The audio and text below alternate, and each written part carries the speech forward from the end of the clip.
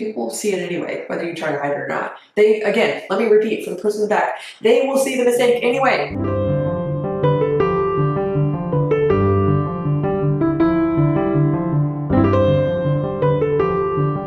Hey dancers, it's Kirsten. Welcome back to the Confident Dancer YouTube channel. Today I'm going to break down a few surprising causes for why you might be noticing yourself holding back as you dance. You might notice that you shrink under pressure. I used to describe it as cracking under pressure. Like the second a director would walk in the room, I would just go like inside myself. I would want to hide, or I would keep trying to push myself to the front or try to do full out movements, but I just felt like I was shaky, like I was taking smaller steps.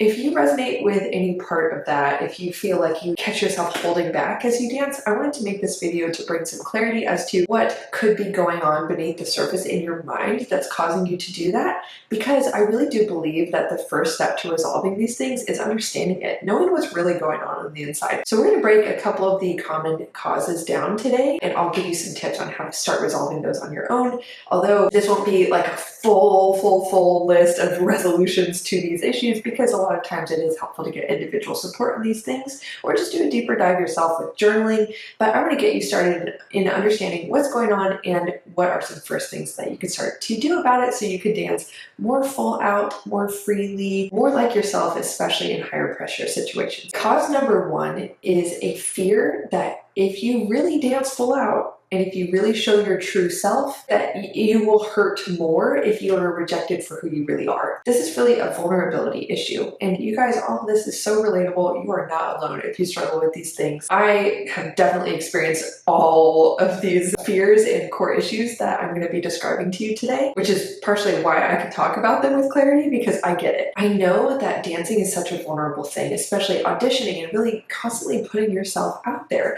It's vulnerable, it's hard, and sometimes we just have so many experiences of rejection where we realize even if rejection is like a harsh comment, it's not like you're rejected from our program, like that can feel like a rejection even, you know, just feeling like you were doing well, but then you get a comment from a teacher that makes you feel like you actually weren't doing well at all. These experiences, especially when they happen over and over again, can cause us to build up this self-protection mechanism of wanting, even subconsciously, a lot of this is happening on the subconscious level. Consciously, we want to dance full out, we want to do our best, but subconsciously, we sometimes hold back because we want to have the comfort of being able to say, well, you know, if I didn't get into that program, at least, you know, that audition, I didn't do my best. So you can have this comfort of kind of having this excuse like, man, if they really saw me at my best, I probably would have gotten into the program. You see how that guards you from the vulnerability of the pain of being rejected for the, quote, real you. Now, I want to say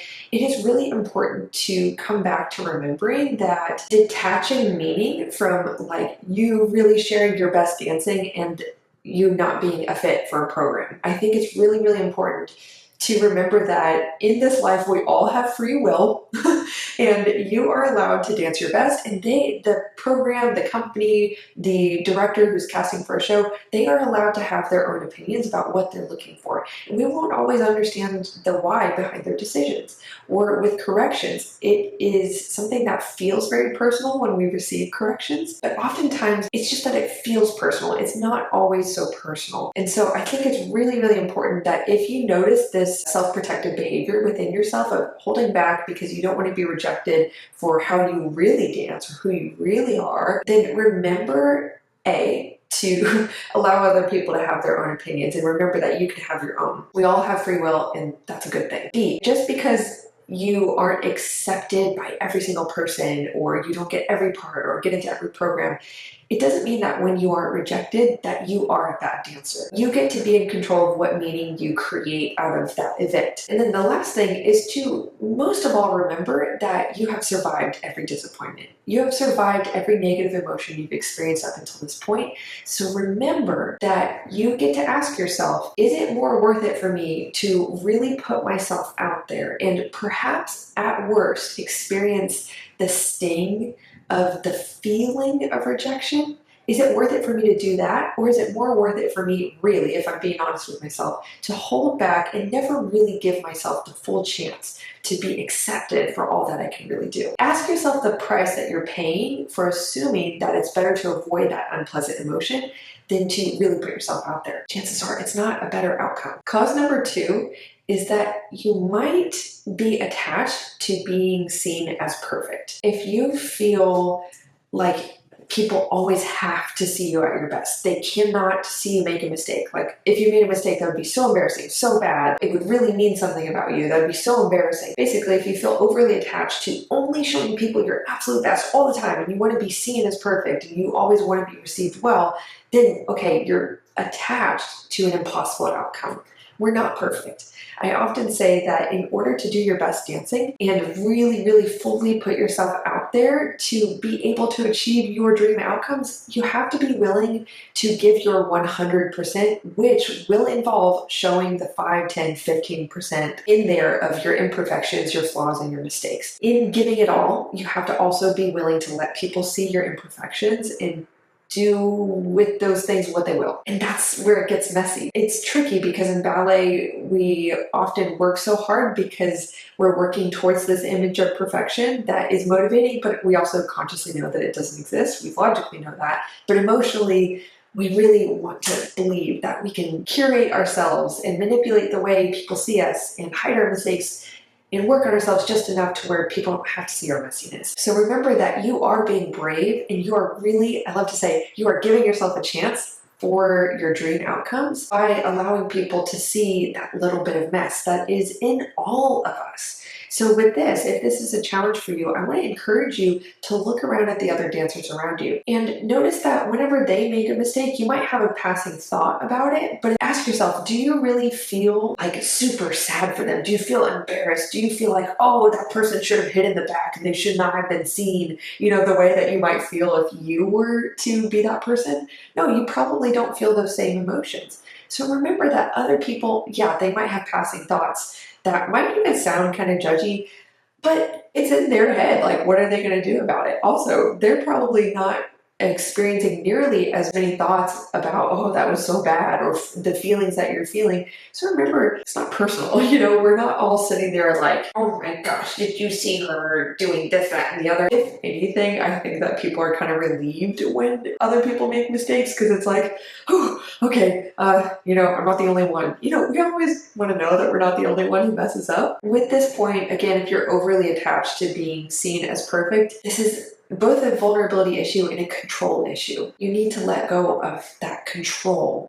It's really an illusion of control. Believing that you really can curate how people see you so clearly that they'll never see your mistakes. It's not possible. People will see it anyway, whether you try to hide it or not. They, again, let me repeat for the person in the back, they will see the mistake anyway. They're going to see the flaws and imperfections anyway, whether you try to hide it or not. Now, obviously, there's a little balance with this. Yes, you could get good at like covering mistakes, making something out of them, just continuing to go as you dance. You don't have to project always that you made mistakes to make them extra noticeable. But, you know, if you spend enough time in the studio with people, you know we're all imperfect. So might as well embrace it and not spend so much of your precious energy trying to hide it, because that energy could really go towards putting yourself out there and giving your 100%, which again will involve, let's say 5 to 15% of mistakes and imperfections. It's just gonna happen. Hey dancers, I hope you're really enjoying this video so far. I want to briefly share something with those of you who have been experiencing things like low self-esteem,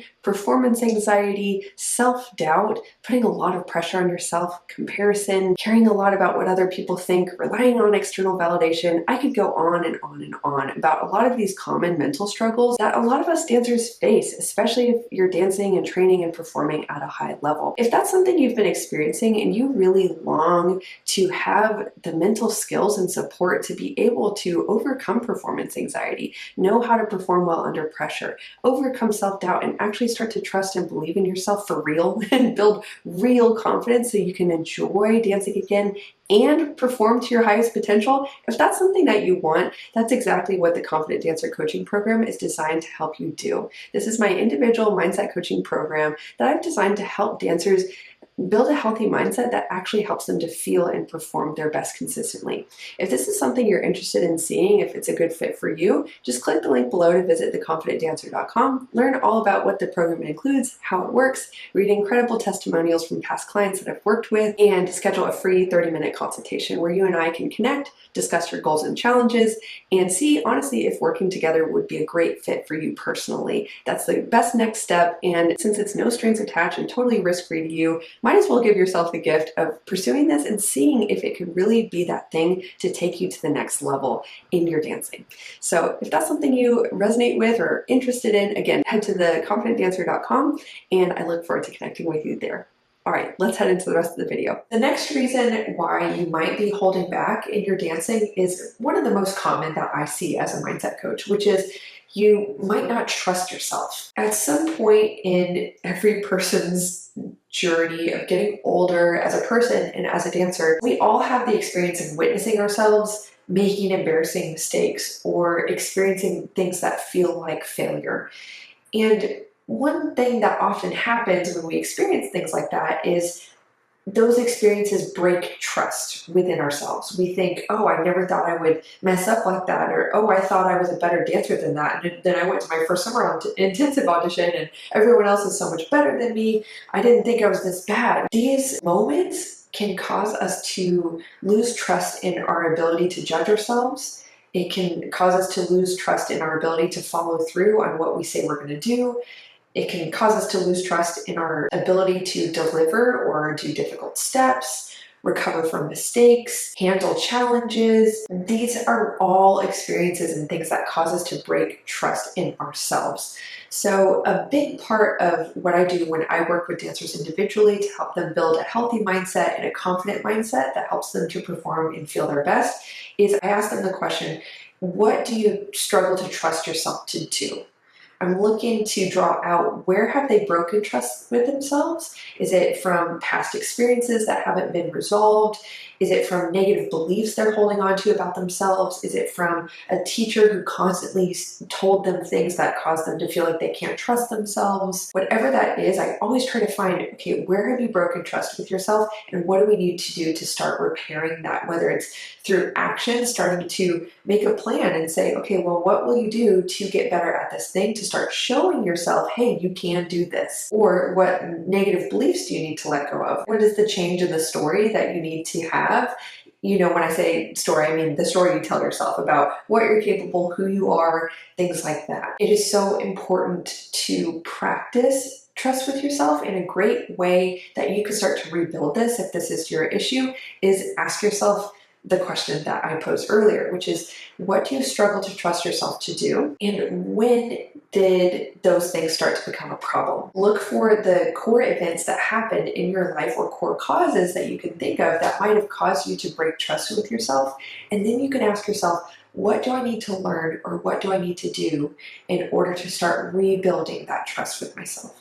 What do you need to see yourself do? What do you need to tell yourself differently? Does your self-talk need to change? Do your actions and follow-through need to change? You can start to discover that on your own. It is also really helpful to get support around that. It's something I can definitely help with if you want to reach out for individual coaching support. But yes, building trust with yourself is so important if you want to start coming out of hiding, stop shrinking, stop holding back, and really dance full out your personal best. The last cause I will cover is that your mind and body might not feel safe anymore after recovering from an injury. So sometimes even after we have physically healed from an injury, our mind and body still carry the effects of that trauma. Because a lot of times injuries actually they're a physical trauma, but they can also cause mental and emotional trauma, which is a rupture in the relationship between your mind and body. So when we're recovering from injuries, obviously the physical healing is definitely an important component,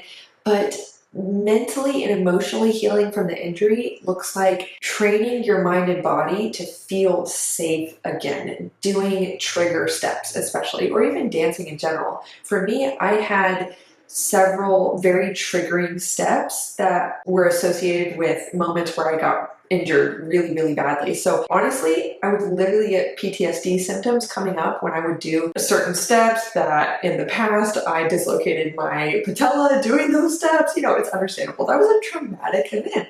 And so I would get a really increased heart rate. I would stiffen up. I would start to get flashbacks of memories of the past. I remember hearing and feeling the snap of the dislocation. It was so gross. And so that was a sign that even though I had physically healed, my mind and body had stored the effects of that trauma, and I was still getting that trauma response coming up of like stiffening up, trying to avoid doing the step. Like I wouldn't plie like I needed to do repetitive releves because my mind was like, Scarf, we gotta stop doing this. This is not safe. So again, my tendon had healed, my knee had healed, but my mind had not.